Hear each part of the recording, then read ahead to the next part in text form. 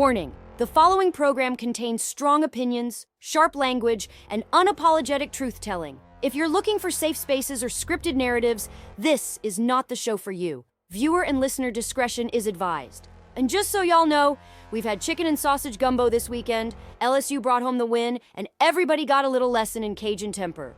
Or maybe Cajun stubbornness. Take your pick. We're still coming to you from the swamps and bayous of Louisiana, where Cajun grit meets Gen X fire. Let's not waste time. Charlie Kirk was assassinated last week in Utah. A 31-year-old father, a husband, a voice that built one of the strongest conservative youth movements in American history. Taken out on American soil. And since that moment, the truth has been fighting for oxygen against a flood of propaganda. The left and their media mouthpieces wasted no time pumping out lies. That the shooter was some right-wing Trump supporter, that he wore MAGA merch, that he was a registered Republican. All of it, false. The facts don't lie. The suspect, 22-year-old Tyler James Robinson, wasn't Republican, wasn't MAGA, wasn't Turning Point. He was an unaffiliated voter who held leftist ideology. He fired from a rooftop with a bolt-action rifle, leaving behind casings engraved with anti-fascist slogans. And here's what the media doesn't want to talk about. Robinson was living with a transgender partner. That partner is cooperating with investigators, and authorities have confirmed there's no evidence they were involved. But the fact remains. The shooter wasn't motivated by MAGA. He was radicalized from the left.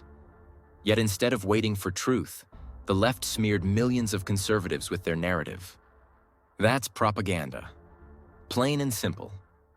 Let me make this crystal clear. We at Data and Dissonance aren't sitting on the sidelines. I personally reached out to Turning Point USA, and it didn't take long for them to get back to me. Matthew Gray from their team sent me the ways to get involved. Conferences, events, careers, and we've already applied to join the Denver location. Because this isn't just commentary. This is commitment. The left thought they could silence a voice. Instead, they woke us the fuck up. They didn't kill the movement. They created a million more Charlie Kirks. And this show is one of them. All right, family, let's bring in the crew. You know them, you love them, and if you don't, you're about to. First up, the man who bleeds red, white, and Trump 2024. The guy who thinks a MAGA hat is formal wear. Brian. Next, the voice of reason. The one who keeps us grounded when the rest of us are ready to storm the gates. Rachel. Then we've got the man with the conspiracy board that makes Homeland Security nervous. The pale horse himself. Daniel. And rounding us out, the progressive lens on a conservative world, the one who's never afraid to challenge the rest of us. Skylar. And I'm your host, Artie. Gen X, no filter, and damn proud of it. Together, this is Data and Dissonance. Tonight's show is brought to you by the Caleb Rourke Thriller series. My blood, sweat, and late nights poured into a world of espionage, betrayal, and what happens when the system pushes too far. The Covenant Protocol and the Prophet Directive are out right now, with Black Echo Rising coming this December. If you love America, freedom, and a thriller that actually makes you think, grab your copy on Amazon today. Links in the show notes. And since we're talking about fueling the fight, let's talk coffee. We've got 3 blends that speak fluent Gen X. High Lakes Light Roast for the early risers, Rock Creek Medium Roast for the all-day warriors, and Bitterroot Dark Roast for the night owls who don't quit. Each bag roasted right here in the USA, whole bean or ground. Pair it with a Data and Dissonance hat, mug, or bumper sticker, and you're telling the world you stand with us. Check out the full lineup at dataanddissonance.printify.me. Support the show, support the mission. So let's get right into it, because this one cuts deep. Charlie Kirk was assassinated in Utah last week, and we're watching the fallout in real time. The media spin, the propaganda, the attempts to divide us, it's everywhere. Question 1 for the crew. How are conservatives processing this loss? Is it grief, Is it anger? Is it motivation? Or all of the above? It's all three, Artie. Conservatives are hurting, and they've got every right to. But I'll tell you what, grief doesn't sit long in this movement, it turns to fuel. People are angry at the lies already being pumped out. I mean, within hours, the media was saying the shooter was some Trump guy in a MAGA hat. Total BS. We know the truth. Unaffiliated voter, leftist leanings, casings engraved with anti-fascist garbage. But they don't care about truth. They care about smearing us. So how are we processing it? We're turning that grief into resolve. They can try to break us, but like you said, Artie, they just made a million more Charlie Kirks. Brian, I think you nailed it. Grief turns into action real fast. Rachel, how do you see conservatives and honestly independents processing this? What I'm seeing is shock. For a lot of people, this feels like a line was crossed that can't be uncrossed. And the way the media immediately chose sides in the narrative instead of sticking with facts is only making it worse. Processing grief while being told lies about who caused it? That's gasoline on the fire. Conservatives are hurt and angry, yes, but independents like me are also asking, what kind of country are we living in if assassination becomes just another political talking point? That's not a left-right issue. That's an American issue. People are realizing how dangerous this moment is. Yeah, but Rachel, you know CNN is still trying to figure out how to blame Trump for the Kennedy assassination, so them spinning this shouldn't surprise us. Daniel, let me bring you in. How are conservatives processing this? Conservatives are processing it the way they always do. They're grieving in silence while the media manufactures consent. Look, the shooter's profile didn't fit their script, so they scrambled. That's why you saw headlines about MAGA hats and Trump fandom, all false. Why? Because the left wants conservatives demoralized. They want people thinking, if even Charlie Kirk isn't safe, what's the point? But here's the kicker. It backfired. I've been watching Telegram groups, local forums, grassroots meetups. People aren't backing down. They're organizing harder. Conservatives are processing this loss by saying, never again, and doubling their ranks. And Artie, that's why your Turning Point USA move matters. It shows people aren't retreating, they're stepping forward. I like that you tied it back to our own fight, Daniel. We didn't just sit here and say thoughts and prayers. We reached out to Turning Point USA, and they responded. We're applying to Denver because this fight is real. Skylar, I know you're coming at this from the progressive lane. What are you seeing in how conservatives process this? Honestly, I think there's a mixture of real grief and real fear. Even from my side of the aisle, I can see conservatives rallying tighter, and I get it. Losing a leader like that is traumatic. But I also think some conservatives are leaning too hard into anger, and that can lead to dangerous territory if it isn't handled carefully. The media spinning falsehoods doesn't help, and I agree. That was reckless. But I also want to caution, when you say 1 million new Charlie Kirks are being born, I hope that means millions of people organizing peacefully, not millions looking to fight fire with fire. Because if we let assassination breed escalation, this country doesn't recover. Fair point, Skylar. But I'll tell you this. Conservatives aren't looking to start fights. They're looking to finish them.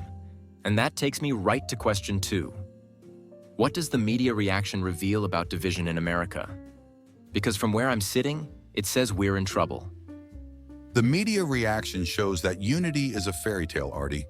Within an hour of Kirk's death, Twitter was full of people celebrating. Journalists were dancing around it with snarky comments.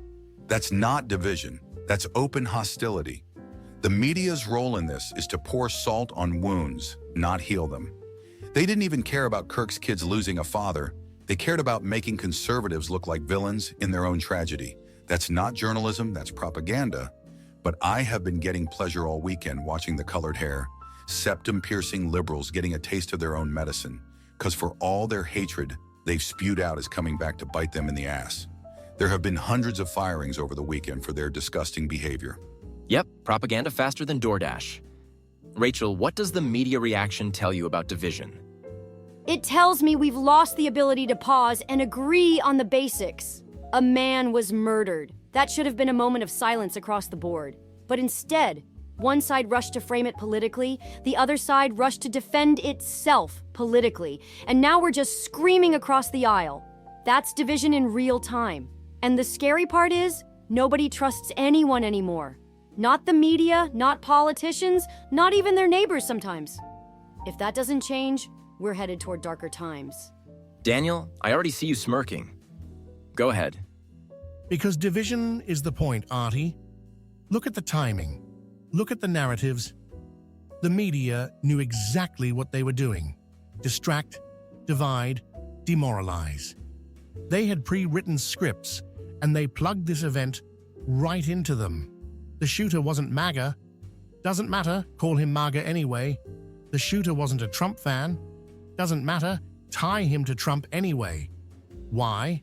Because they want half the country hating the other half so much that nobody looks at the real strings being pulled. Division isn't the byproduct, it's the plan. Classic Daniel. If CNN sneezes, you're checking the Kleenex for microchips. Skylar, finish this one out. What does the media reaction tell you? It tells me the media is broken, but not in the way some people think. The rush to be first, the rush to feed an audience that craves outrage, it leads to sloppy, harmful reporting. I don't think there was some giant conspiracy. I think there was a ratings machine. But either way, the result is the same: mistrust, anger, and division. And in a moment when we needed compassion, we got clickbait. That says a lot about where we are as a country. Couldn't agree more on the clickbait part, Skylar. But this train isn't stopping, so let's hit question 3. Where does the movement go from here without Kirk's voice? Because if you ask me, this fight isn't over. It's just entering a new chapter. We go forward stronger. Kirk lit the fire, and now it's on us to keep it burning. That means local action, national unity, and no more playing defense. Every conservative out there has to step up. You don't have to be Charlie Kirk, but you can damn well be part of the army he built. That's where the movement goes: deeper, wider, stronger. Rachel, where do we go from here? We go cautiously. Charlie's death can inspire, but it can also radicalize if people don't check themselves. The movement has to grow leaders, not martyrs. We can't build a healthy future if everything becomes about vengeance. So, where do we go? Toward smarter strategy, stronger communities, and making sure this country never normalizes political violence again. Daniel, where's your board pointing us? Forward, but eyes open. Because when someone like Kirk is taken out, it's not just random. It's a message. The question is, do we cower or do we decode it? The movement goes into a phase where we can't just rally. We've got to investigate, expose, and prepare. The system will try to replace Kirk with their own controlled voices. The fight now is making sure independent, authentic voices rise up instead. That's where we go. Skylar, bring it home before I close us out. I think the movement goes into a test of character. Does it rise to Charlie's best qualities?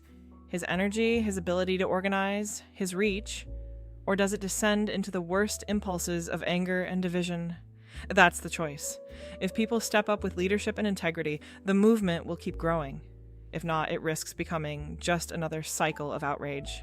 Where it goes depends on what people do with this moment. And that's the heart of it. Charlie Kirk is gone, but his mission isn't. And I'll say this one last time for the record. We at Data and Dissonance are stepping into the fight too. We've reached out to Turning Point USA, and Denver's on our radar. The left thought they could assassinate one voice and end a movement. Instead, they created 1 million more. And that's where we go from here. All right, panel, let's bring it home. We've been through the facts, the propaganda, the lies, and the truth tonight. But now I want each of you to give your final word.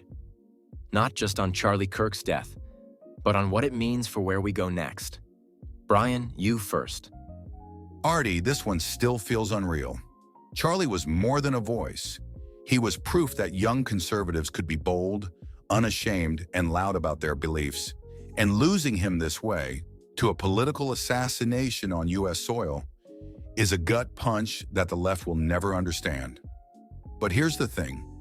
You can kill a man, but you can't kill an idea. Kirk's idea was that we don't have to be silent, we don't have to be shamed, and we don't have to apologize for loving our country and our values. That idea doesn't die, it multiplies. So my final thought is this. Every conservative listening tonight has a choice. You can cry, you can rage, or you can step into the arena. Charlie lived in the arena, and it cost him everything. If we want to honor him, we've got to do the same. Multiply, not mourn. Fight, not fold. I'll be honest, Artie. I've been sitting with this all week and it still doesn't feel real. To me, Charlie Kirk's assassination isn't just about politics. It's about what kind of nation we're becoming. Political violence isn't supposed to be part of the American story. And yet, here we are. My final thought is that both sides need to hit pause and remember that behind every microphone, every movement, every rally, there are human beings with families who deserve to go home at night. The media failed us in this moment by rushing to weaponize it. The public failed by celebrating it online. We've lost touch with our shared humanity. So my challenge to listeners is this. Don't just fight harder. Fight smarter. And fight for a country where we can disagree without burying each other. If we can't reclaim that, then Charlie's loss will be only the beginning of something darker. My final thought is this. Don't buy the official story without asking questions. Political assassinations don't just happen. They serve a purpose, and the people who benefit from them always want you looking in the wrong direction. Within hours, the media had their script ready. Shooter was MAGA, Trump supporter, Republican. All lies. Why? Because if people see the truth, that the shooter leaned left, had anti-fascist markings, and doesn't fit their narrative, then the spotlight turns on the cracks in their system. Charlie Kirk was a disruptor. He was young, effective, and mobilizing the next generation. Taking him out sends a message. So, my final thought is this. Honor him by not just continuing the fight, but by questioning everything. Don't let them script your reality. Truth is the best tribute.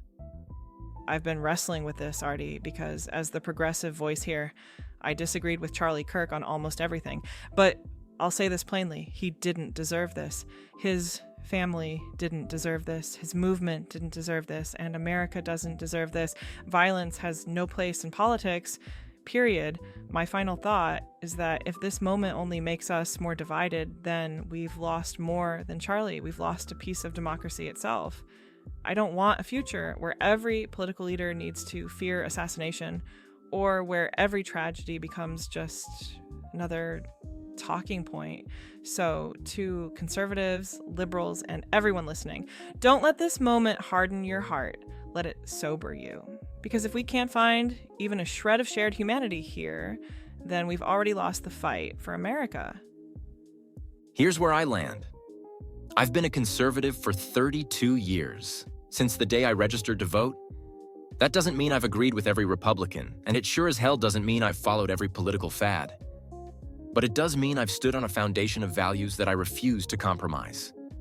Faith, family, freedom, and country.